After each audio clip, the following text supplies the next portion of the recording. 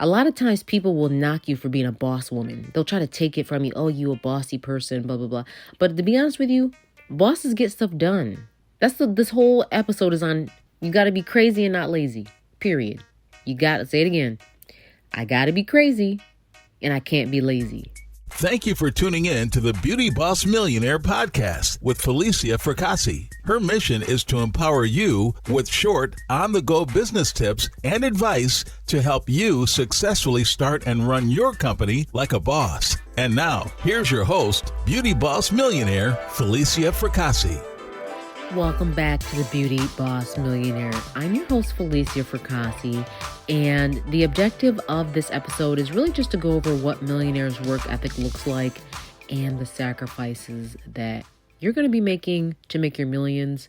And honestly, if that word sacrifice scares you, it should scare you, one, and two, it's one of the things you should get used to. This is the part 2. We did part 1. We left off on just speaking on how sometimes you have to be selfish with your time because your time is what's going to keep everything going. And if you don't put any time into your business, then you're not really going to make the millions. One of the things that I was talking about earlier is like the sacrifices that we make. It could be with your family. It could be not seeing people, not going out, not getting your beauty services that you typically done, not buying anything, no vacations, because all that money has to go back into the business because you might be the one bootstrapping it and just really doing the business yourself, handling the business yourself, paying for everything yourself. You are the investor. So remember that if you're the investor, then you can't really be investing in anyone else's dreams or any ideas, projects, or borrowing money here and there. Even if it's a close family member, you might just have to tell them no. You are going to have to tell them no because your butt is on the line. And you can explain why, and people might get mad, but you have to be selfish in this hour to get your business up off the ground. I think the only thing that I paid when I was starting my business was my tithe. My tithe and my offering at church was the only thing I paid. You may ask, why did you even pay the 10% of the tithe? It's because I knew that I had to still honor God. So I always still paid my tithes and I gave to charity. I always gave to the less fortunate, 10% of my income. Now, back to what we were saying about the sacrifices. First, let me just explain. If you don't have a desk, I don't know why I keep on noticing this. People that call themselves business owners. I don't want to discredit you, but if you are a true business owner and you're running some type of business, you need to make sure that you have a desk and a computer and a printer and some Wi-Fi and a phone that works, that's on, not text messaging service only. I literally mean a phone that you can call and make an appointment, and someone can call you and say, I'd like to make an appointment, or someone can call you. I don't know why this is a problem in the hood. I actually know the answer, but I'm not sure why you would sacrifice getting your hair, nails, and all this other stuff done, but yet you can't keep your phone on, and you don't have the basic necessities like a computer. So if you are one of those people that you don't have those things, or you don't think it's important, stop now and just turn this off because it's not for you. You need to immediately get these things. If you're running a real business, you need a computer, you need a phone that works and that's always on, not all these free Wi-Fi and text and Facebook messages.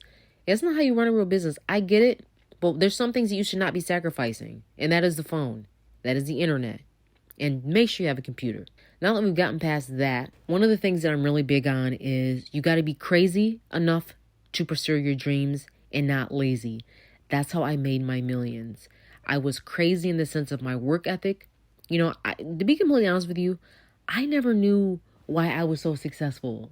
I never knew. I thought everybody thought like me. I thought everyone said, okay, whatever I got to do to sacrifice. But when I looked, people are out here hanging out on the bars on Friday night, starting at 4 o'clock. People are literally ending their day at 3 and 4 o'clock and just hanging out all the way until Monday. That's literally 2 days, Saturday and Sunday. Those are work days if you have a business. That is putting energy into your business, planning the next move.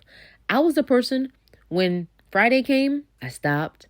I think I went home and I think I prayed for like an hour. I was crazy. You got to be crazy and not lazy, period. Say it again. I got to be crazy and I can't be lazy. Because the things that I did 2 weekends a month, so that's 1 week goes by, 2 days, you should be working on your business. In those 2 days, you got to be setting up social media profiles, getting your business registered. You got to get yourself a bank account. That's a lot of work. I can go on and on. You got to be setting it up, networking, business cards, promoting, passing out cards, thinking about what you can do to make your business go further. Literally, sometimes I just sit there and I think. I sit in a room. You can have your music on if you like. I don't really like any music on. I like my music off because I need my own brain to think. I don't want to hear about, I'm the type of person, I'm going to listen to the words in the music. I'm going to listen to what they saying, why they say it like that. Who is this singing anyways? And then I'm going to be distracted. I'm going to be on ADD mode. So for me, I need peace and quiet so I can figure out how to blueprint and mastermind myself out of poverty. Those are the things you're going to have to do. Lock yourself up in a room until you figure out the code. Just like a maze. Some people just stay at the beginning of the maze. You ever seen a maze? You look at it and it's like all these different twists and turns and there's dead ends. And then you go another way. You think you're almost out. And next, you got trapped up and you're not out. That's how it is with making the way to the millions. Because if you sit down and study your next move and think about it, you're going to end up out the maze. But if you don't think about it and strategize and how to see your way out by visualizing it, people that never make it out the maze, they never make their way to the millions, they're stuck at the very beginning of the maze. They're stuck after the first turn, they just gave up. The second turn, they gave up. By the time they got lost by the third way, they just say, you know what, let me just go back to my 9 to 5. I don't really know how to do this. This is what I'm talking about. This is true facts right now, that people just give up. And I'm telling you, if you've made it to this far into this episode, I don't think you want to give up. I think that you want to keep on going. So remember I was saying earlier how you got to be crazy and not lazy? This is what I'm going to say about me, that I never realized that I had a gift. Even the men around me, like I said, I've dated before. I've had multiple men say to me just by observing me, like I would be like, oh yeah, I'm going to be at the shop, come by. They would look at me, they're like, oh my God. You are a very hard worker was the first thing that they would say to me. I'm like, well, why are you saying that?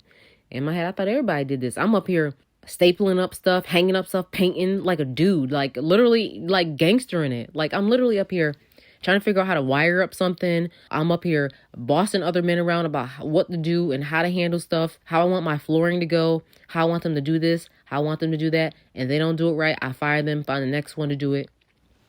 And so I'm very authoritative, and you have to be authoritative in the sense of getting stuff done. See, a lot of times people will knock you for being a boss woman. They'll try to take it from you. Oh, you a bossy person, blah, blah, blah. But to be honest with you, bosses get stuff done. But boss ladies, they get things done. They're not sitting up here playing the victim, trying to get a sugar daddy. We are our provider. We are our everything. So when we call things into action by our words, it means we're going to make some stuff happen. So if you're one of those people, you're not used to asking for stuff, you need to stop. And you need to start asking for help. Start directing help around you. Tell them the truth. Look, I only got $100 for this job. You could either paint these walls or not. Some people say, you know what, I'll do it for you. $100, cool. And if they don't do it the best of you, test them out first and see if they're good. Or whatever it is. Hey, I could do a logo for you. Or maybe do your logo yourself. Go online and figure it out. I did my first logo actually on Vistaprint. How funny is that? I think I paid maybe $20, $30, not even. I think $20. And over the years, I've had it redone, and I've gotten vector images, because back then they didn't have no vector image, which is a really large image. It was just like literally a little logo that I thought was so pretty, and I've actually designed, added on since then. But my point is that you got to make stuff happen. I gave up a lot. I literally would walk. I went one day, I remember I was in a car driving for about 4 hours. Then I caught a bus that took 6 hours. From the bus, I got on a plane. And from a plane, I got on the A train to New York City. All in one day. When I got to the place I was getting at, it was like 12 midnight, dang near 1 o'clock in the morning. I went to the location it was a hotel. I went to the hotel, showered, got ready, and started looking over business notes for the next day. This is the type of sacrifices that you're going to make. Some people think it's bizarre. They think it's crazy. This is the whole reason why this whole episode should probably be labeled, You Gotta Be Crazy. In the meantime, all this stuff's happened. I'm getting phone calls. I'm not answering no phone calls. I literally realize that I can't exude my energy into 100 people texting me. Because when you start getting hot and getting on fire, people want to text you. Some people want to text you about stupid stuff too.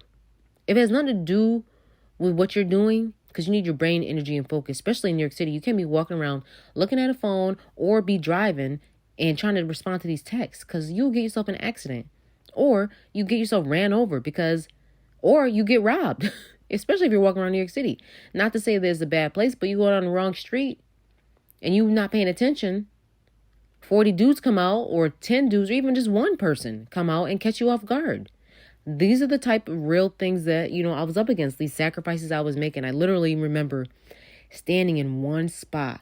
Imagine standing in one spot for 12 hours over a week's time. This is the sacrifices that I am telling you about. Most men can't even do what I did. They can't even stand in one spot. Oh, I got to go get something to eat. Okay, how about I brought my lunch so I didn't lose out on no money? Because I knew it was going to get busy and I didn't have enough money to hire a lot of workers at the time. So every person that came in, I took them. There wasn't no money for payroll. That's why I get mad almost when I see these lazy people and they wonder why they don't have anything. Because they're lazy. Oh, I need to leave. I need to go. I need to take a break. Okay, that's good and everything, but your break shouldn't be more than 15 minutes. Get what you got to do. Get yourself a breath of fresh air. Get back into the work. Because when it's your business, it's different from just working a 9 to 5. 9 to 5, you on a little scheduled ration and you're going to make your money regardless. But when you're on your own, trying to sacrifice and hope this all works out, you're going to have to come prepared to work. There was times where I remember I didn't even go to the bathroom all day. I just held it till I got home. That's how crazy I was because I knew, meanwhile, that day I probably made dang near $1,500, but I was up there sitting there sacrificing, doing everything possible. If people don't show up, like in the last few episodes, I was talking back about how someone didn't show up for the job. That means you're going to have to cover the shift. I literally was almost about to curse somebody out not too long ago. Because they really want to start their own business. And something came up where they had to go in and they were complaining about, oh, I can only work from 10 until 6. They said they can only work from 10 until 5. And I'm like, how are you going to do that? You're the only person there to work the operation. They're like, no, I need to leave at 5. I'm like, well, is there a reason? Oh, I don't want to be stuck in traffic. I'm like, okay. I did working from 9 a.m. until 9 p.m., 9:30. I know I'm telling the truth, too, because the mall hours are 9 a.m. until about 9 p.m. And don't forget the holidays. They open at 10, 11 o'clock sometimes. I'll be sitting up in the trap getting the money, even though I call it the trap. It's the business. You're sitting up in the business, collecting the money, making sure everyone's happy. You ever seen business owners? Sometimes they just tired. That's why I respect business owners when I see they look tired. I'm not going to say any names, but there's a particular business owner. And every time I look into her eyes, I see the tiredness of this woman who stood in front of her business. And I respect her because that's a soldier right there. She stood her job, stayed on her post, advertised. She did by night, by day she'd go to her business. She don't really got a lot of workers. I don't want to say the name because I don't want to give it away. But when I look at this woman, I just say, well done, soldier, in my head because she's doing everything she should do. And that's okay in the beginning. You're going to have to do that. Some people want to be Hollywood. And by the way, if you're an entrepreneur, do not be around me talking about how you all bougie and picky and stuff because I'm not like that. People get so surprised when they see me mopping the floors. They get surprised when they see me cleaning. Literally, I'll be on my nanny the other day. She actually happened to come up to my business and, she sees me kind of around my house okay, do this, do that, blah, blah, blah. And, she had to bring my kids up for something. I don't know what it was for, but she came up and she never been to my business before. She just sees me in the house, always doing some paperwork and running around.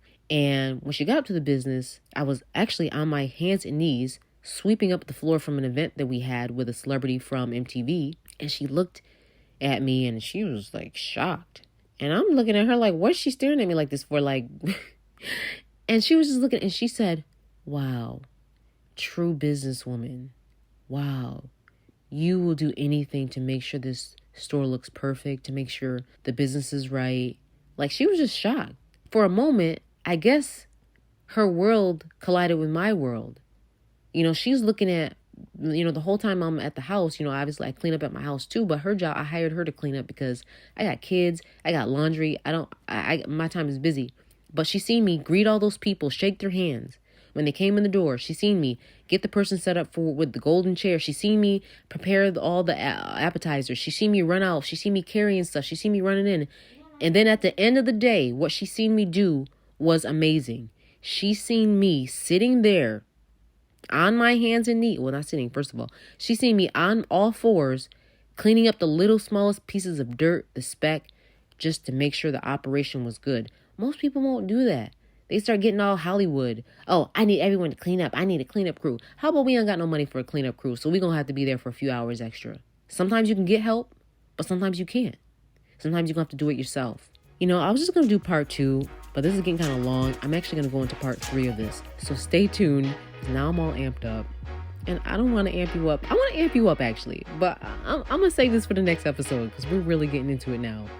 Stay tuned. More up next with the Beauty Boss Millionaire with Felicia Fracassi. That's it for today. Tune in tomorrow for the Beauty Boss Millionaire podcast. And don't forget to follow the Beauty Boss Millionaire, Felicia Fracassi, on Instagram, Facebook, and TikTok at Beauty Boss Millionaire.